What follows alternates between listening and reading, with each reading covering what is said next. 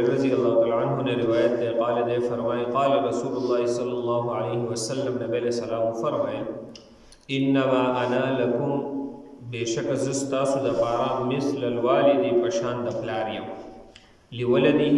دا بچی دا غنا پارا سنگ چی پلار دا بچی دا پارا وی او حغتا خون خائی نو نبی علیہ السلام فرمائے زستاسو دا پارا دا سیم لکا پا مثل دا پلار اعلمکم خیم تاسو ته تعلیم تاسو ته درکو نو دلته کې نبی علیہ السلام د بیت الخلا د آداب مخې ته تفسیر کوي نو نبی علیہ السلام د هغې نه مخکې د هغې وجه ذکر کوي چې دا ولې ذکر کوم تاسو ته ولې درته یم نو نبی علیہ السلام فرمایي زما مثال ستاسو سره داسې دی لکه د پلار او پلار خپل بچی ته چې دی نه هغه وړه نه وړه خبره لویه نه لویه خبره هغې کښېنئ بچیه دا خبره داسې دا کار داسې کوه دا کار داسې کوه خونه ورته ښایي نو نبی علیہ السلام فرمایي زما مثال هغه د پلار دی ستاسو لپاره زه تاسو ته چې دی نه هغه خونه ښیم تعلیم درکوم نو هغه تعلیم څه دی اذا اتیتم الغائط کله چې تاسو اودسمات اله هغه ځئ واړه بول لوی بول فلا تستقبلوا القبلة نو قبلې ته مه مخ کوئ ولا تستدبروها او مه ورته شا کوئ وامر بثلاثة احجار او نبی علیہ السلام حکم وکړو په دریو کاڼو سره یعنې په دریو لوټو سره په دې باندې اودس هغه وچوئ ونهى عن الروس او نبی علیہ السلام منع وکړه د غشانو نه چې په دې باندې اودس مه واچوئ والرمة او د هډوکو نه د دې نه چې نبی علیہ السلام منع وکړه چې په دې باندې هم اودس مه واچوئ نو د دې تذکره هغه وروسته راروان دي چې دې نه ولې منع ده ونهى ان یستطیب الرجل بیمینه او نبی علیہ السلام منع وکړه د دې نه چې یو سړی په ښی لاس باندې هغه استنجا وکړي یعنې اودس وچ کړي نبی علیہ السلام د دې نه منع فرمایله وعن عائشة رضی اللہ تعالیٰ عنہ فرمائی قالت دا فرمائی كانت ید رسول اللہ صلی اللہ علیہ وسلم الیمنا دا نبی علیہ السلام خیل اصول طهوری دا پاکوالی دا پارے نے دا پاک کارون دا پارا یعنی مطلب مثال سرے و طعامی دا خوراک دا دا پارا نبی علیہ السلام پا خیل اس خوراک کو وکانت یده اليسرا لخلائی او گس لاس دا نبی علیہ السلام چی دینا آغا دا بیت الخلا دا پارا یعنی دا او د سوچولو د هغې لپاره نبی علیه السلام خاص کړی وما کان من اذن او هغه څه چې په هغې کې څه ګندګي تکلیف وغیرې نه هغه به نبی علیه السلام هغه کارونه په ګس لاس کول او کوم چې پاک پاک کارونه هغه به نبی علیه السلام په ښی لاس باندې کول وعنها او د عایشې رضی الله تعالی عنها نه روایت دی قال دا فرمایي قال رسول الله صلی الله علیه وسلم چې نبی علیه السلام فرمایي اذا ذهب احدکم الى الغائط کله چې بداسو کې یو کس هغه او دسمات لذي فليذهب معه بثلاثه احجار نو پکار د چې ځان سره درې لوټي کاڼي وغیرہ هغه واخلي یستطيب بهن چې په هغې سره دی او دس هغه وچي فانها تجزي عنه ځکه دا د ده لپاره د اوبو نه کافي کېږي بیا اوبو ته ضرورت هغه نه راځي چې په دریو لوټو سره سړی اودس وچ کړي اوبو ته بیا پکې ضرورت هغه نه راځي او که څوک اوبه بیا استعمال کړي ډېره غوره خبره ده وعن ابن مسعود قال قال رسول الله صلی الله علیه وسلم ابن مسعود رضی الله تعالی عنہ فرمایي نبی علیہ السلام فرمایي لا تستنجوا بالروس تاسو په غشانو باندې اودس مه وچوئ ولا بالعظام او نه په هډوکو سره ولې دا مخکې څو حدیثونو کې منع ذکر شول دلته اوس نبی علیہ السلام وجه ذکر کوي فانها ذات اخوانکم من الجن ځکه دا ستاسو د رونو د پیریانو چې دی هغه خوراک دی دا بل روایت دی وعن ابي هريره رضي الله تعالى عنه قال قال رسول الله صلى الله عليه وسلم ابو هريره رضي الله تعالى عنه فرمائے نبی علیہ السلام فرمائے من اکتحل سوک چې سترګې تورئ فلیوتر نو پکار ده چې دی طاق سلائی استعمال کی طاق سلائی بیا علماء داسې ترتیب کړی دی چې طاق سلائی خو داسې راځي چې اول ښی طرف ځکه هر ښه کار د ښی طرف نه شروع کول نو اول ښی سترګه بیا ګسه او بیا ښی سترګه نو دا درې پیرې طاق شو او که بیا یې پنځه پیرې کوي نو ښی سترګه بیا ګسه بیا ښی نو درې شو بیا ګسه څلور او بیا ښی بیا پنځه شو خو عمومي دغه درې نو چې څوک سترګې تورئ نو پکار ده چې دی طاق چې دی نه هغه سلای استعمال کی من فعل فقد احسن که چا دا طاق استعمال کړ نو ښه کار یې ومن لا او که چا داسې استعمال ونه کړو د طاق صرف اول ښی سترګه او بیا ګسه سترګه فلا حرج په ده باندې څه ګناه نشته خو ښه خبره وایي دا چې درې پیرې استعمال کړي یعنې طاق پیرې ومن استجمر او څوک چې اودس وچوي فلیوتر نو پکار ده چې دی طاق لوټې چې دی نه هغه استعمال کړي درې پنځو داسې چې دی نه هغه استعمال من فعل فقد احسن چا چې دا کار وکړو یعنې تا لوټې استعمال کړي دا ښه کار ومن لا او چا چې داسې استعمال نه کړي نو فلا حرج په ده باندې څه ګناه نشته مطلب مستحب کار نه دی څه ګناهګار نه دی په دې باندې ومن اکل فما تخلل فليلفظ وما لاك بلسانه فليبتلع او هغه څه چې د ده په ژبه کې نښتي یعنې په خوله کې څه ونښلي پوټۍ وغیره ونښلي او هغه دې تیر کړي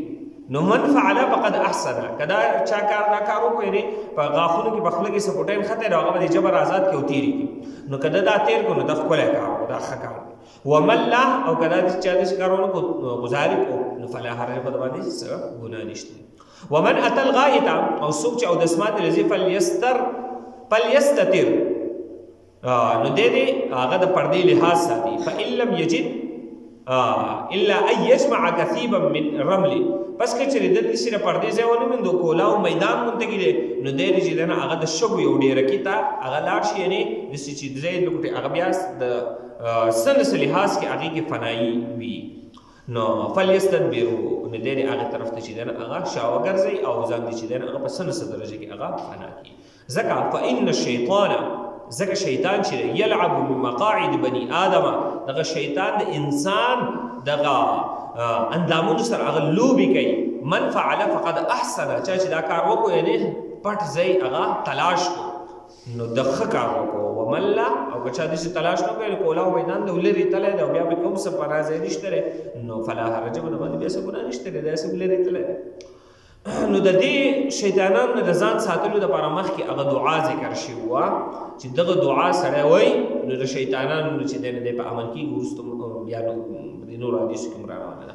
وعن عبد الله بن مغفل عبد الله بن مغفل رضي الله تعالى عنه روایت قال قال رسول الله صلى الله عليه وسلم نبی علیہ السلام فرمایا لا يبولن احدكم في مستحمه د یو سړی دی او دس دا واړه بول نه کوي په غسلخانه کې ثم یغتسل چې بیا هلته کې غسل کوي فيه باغې او یتوضع یا هلته اودس کوي فيه باغې کې نو غسلخانه ته هم پکې واړه بول کوي هم پکې بیا اودس کوي هم پکې لامبي نو داسې دې نه کوي واړه بول دي هلته بیا نه کوي فځکه فإن عامة الوساوس منه ځکه عام وسوسې د دې نه جوړېږي عام وسوسې دې څنګه جوړېږي چې په غسلخانه کې یو سړی اودس هم کوي لامبي پکې هم او دی پکې واړه بول هم یو خو چې جدا لیټرین پکې دی دغه خو جدا خبره ده د دې لامبلو په دې ځای کې نو دلته کې د ده په زړه کې به اوس داسې یو دغه چې یاره په دې ځای کې خو واړه بول شوي وو د دې نه به اوس یاره ما د دارې راځي دا دارې به پاکېږي اصحابه یې اګر که د به واړه ولي نو په زړه کې به داسې یو شکوک شبهات راځي نو د دغې شکوک شبهاتو نه عام یعنې هټ کر خبره دا ده چې دغه ځای کې د سر اړو واړه بول نه کوي نو د زړه ته به د سر اړو وسوسې نه راځي وعن عبد الله بن سرجس عبد الله بن سرجس رضی اللہ تعالی عنہ فرمائے قال قال رسول الله صلی اللہ علیہ وسلم نبی علیہ السلام فرمائے لا يبولن احدكم في جحر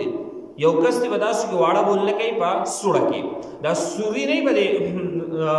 لارو کې یا بده سزي کې د میګیانو سوري یا اصلي یو سوري د باغی کې د واړه بول نه کوي د دین نبی علیہ السلام منع فرمایلی دی اوسو وجې دی علماء ذکر کوي یو وجه خدا د چې بده کې اکثر میګیان وغیرہ نو هغه ته تکلیف او نقصان رسیږي یا بده کې چې دین هغه کې دیش بده کې یو زهريلا زناور وی ماری پکې لاړه می سي وکي نو چې دی پکې واړه بول وکي هغه براوزي او د تبه نقصان تکلیف ورسي او درېمه خبره ده چې بده کې اکثر جنات وي بده سړو کې جنات وي نو کله واړه بولو کې نه براوزي د تبه نقصان ورسي بلکې احادیث او کتابونو کې موږ مخه تراغلي او دلته خو مخه ترانول کې د مخه ته چرته هم شي خو نور احادیث کتابونو خو ګڼ احادیث کتابونه دي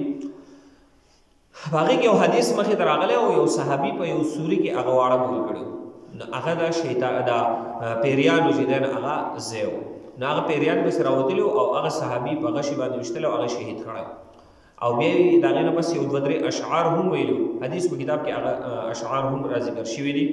نو د دې وجه نبی علیہ السلام منع فرمایلی دی چې تاسو به غالبا دغه واقعات د نبی علیہ السلام د منی نه مخکې راغلي یا د صحابي ته د پته نه وه نو دواړه وجه کېدلی شي خو بهرحال هغه صحابي چې دی نه هغه شیطانانو د جناتو چې دی نه هغه بیا شهید کړی و نو نبی علیہ السلام خو هغه تعلیم ورکوي چې په هغې کې د امت خیر وي د نبی له سلام په هر تعلیم کې د امت هغه خیر دی خو په بعضې باندې مونږ بیا پوهېږو په بعضې باندې نه پوهېږو نو چې په کومو نه پوهېږو نو هم نبی علیه السلام حکم کړی دی چې مونږ آمنا وتسلم نه وایو چې بس مونږ خو پرې نه پوهېږو زموږ ذهن پې کار نه کوي بس مونږ دا خبره منو کېدای شي داسې وخت راشي زموږ ذهن پې کار وکړي نو نبی علیه السلام په هره خبره چې دی نه هغه د دې دغه چې زموږ پکې خیر وي نو دغه د دې د وجې نبی علیه السلام د دې نه منع فرمایل چې په سورو کې چې دی نه هغه نشازې واړول وکوي وعن معاذ قال قال رسول الله صلی الله علیه وسلم معاذ رضی الله عنه فرمایي چې ځان نبی علیه السلام فرمایل چې ځان وساتئ د داسې ځایونو چې د هغې د وجې نه په انسان باندې لعنت کېږي همدغه زوړ حدیث د مخکې تېر شوی و چې داسې ځای کې هغه بول کول چې هغه د خلکو د ناستې ځای وي یا د سوري ځای وي یا عام لار وي وعن ابي سعيد قال قال رسول الله صلى الله عليه وسلم لا يخرج الرجلان ندي اوزي دو سړي يضربان الغائط كاشفين عن عورتهما چې د خپل عورت ښکاره کړی مطلب او دسمات کوي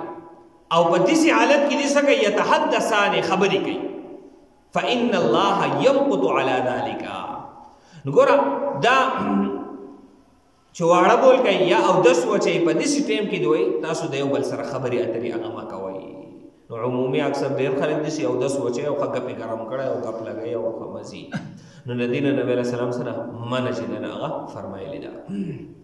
داسې کار مه کوئ وعن زید بن ارقم قال قال رسول الله صلی الله علیه وسلم ان هذه الحشوش محتضرة وایي دا حشوش حشرات وغیره دا چې دی نه هغه راجمع کېږي فاذا اتى احدكم الخلا نو دا شیطانان وغیره دي راجمع کېږي نو وایي په تاسو کې چې کله یو کس اغا او دسمات لذي بيت الخلاء فليقل دې دې سوي اعوذ بالله من الخبث والخبائث دا دعا دی هغه دی وای نو دا شیطانان چې کوم راجمع کیږي دی به د هغوی نه محفوظ وي نو دا دعا مخکې هم ذکر شو اوس هم مختلف الفاظو سره هغه ذکر کیږي نو چې داسې دعا سره یاد کړي اللهم انی اعوذ بک من الخبث والخبائث دا دعا چې دی هغه ای الله پاکه ما د خبیث شیطانانو مذکر او د مؤنث دواړو نه چې دی هغه په امن باندې کېږي نو چونکې دغه ځای هغه د جناتو شیطانانو ځای دی د دې نه چې دی هغه په دې دعا سره پناه غوښتل هغه پکار دی وعن علي رضي الله تعالى عنه رواية قال قال رسول الله صلى الله عليه وسلم نبي السلام فرمایل ستر ما بين اعين الجن د جناتو او عورات بني ادم د جناتو او د انسان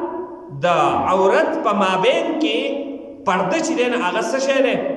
اذا دخل احدكم الخلاء کله چې په تاسو کې یو کس بیت الخلاء ته داخل شي ای یقول نو دې سوې بسم الله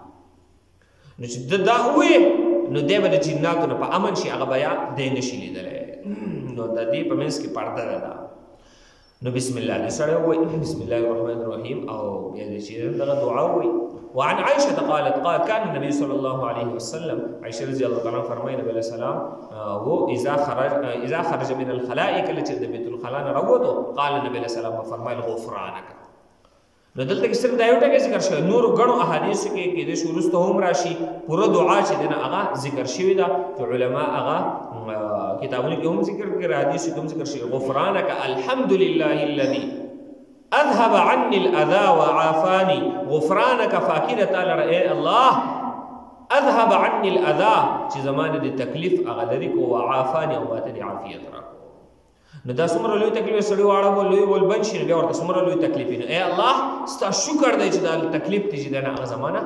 په امن سره چې دی نه هغه په پرده کې هغه لرې کو نو شکریا به دغه ټایم کې چې دی نه هغه ادا کول پکار دی دغه دعا بیا د راوتو په ټایم کې هغه ویل پکار